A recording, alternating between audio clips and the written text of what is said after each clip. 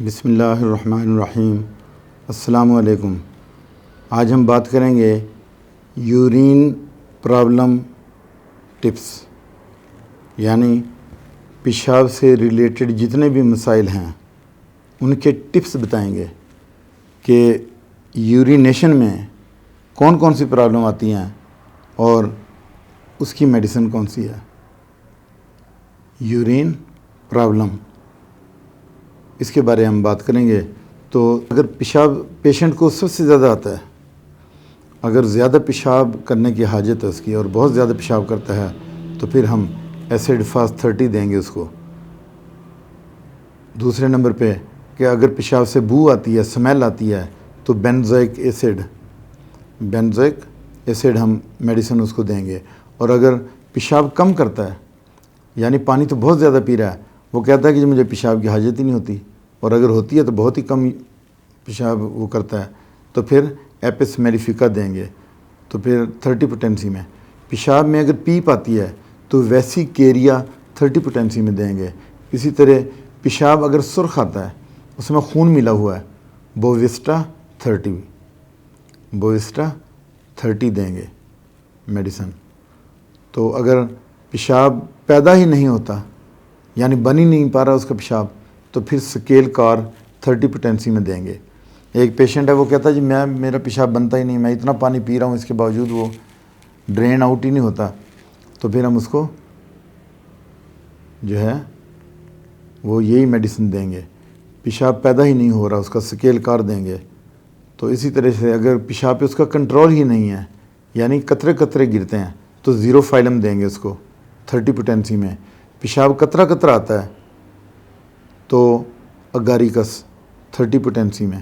اگر ڈراپس کی شکل میں پیشاب لگاتار نہیں آ رہا لیکن اس کو ڈراپس آتے ہیں، تو پھر ہم اس کو اگاریکس دیں گے۔ پیشاب میں جو ہے وہ جلن ہوتی ہے، کینتھائرس 30، بار بار پیشاب کی ارجنگ ہوتی ہے، اس کو بار بار حاجت ہو رہی پیشاب کی، تو کاسٹیکم 30 دیں گے۔ اسی طرح پیشاب درد کے ساتھ آتا ہے تو لیلیم ٹگ 30 پوٹینسی میں، اس کو لیلیم ٹگ۔ پیشاب میں البیومن آتی ہے تو مرک کار دیں گے 30 پوٹینسی میں۔ اس نے ٹیسٹ کروائے ہیں اور پتہ چلا کہ اس میں البیومن آ رہی ہے، تو پھر ہم اس کو کیا کریں گے، مرک کار 30 پوٹینسی میں دیں گے۔ پراسٹیٹ کی وجہ سے پیشاب رکتا ہے، یعنی اس کو جو ہے پراسٹیٹ کی ایک بیماری ہے اور یہ ہے، تو سیبل سرولاٹا دیں گے یا کونیم دیں گے۔ ان دونوں میں سے ایک میڈیسن دیں گے۔ کونیم 200 میں دیں گے یا سیبل سرولاٹا ہم اس کو کیو فارم میں دیں گے، یعنی مدر ٹنچر میں۔ تو اسی طرح سے پیشاب میں اگر یوریا خارج ہوتا ہے تو آرٹیکا یورین دیں گے کیو فارم میں، یعنی اس کو مدر ٹنچر میں دیں گے۔ پیشاب میں یوریٹس آتے ہیں تو پھر ہم اس کو کالی کارب دیں گے 200 میں۔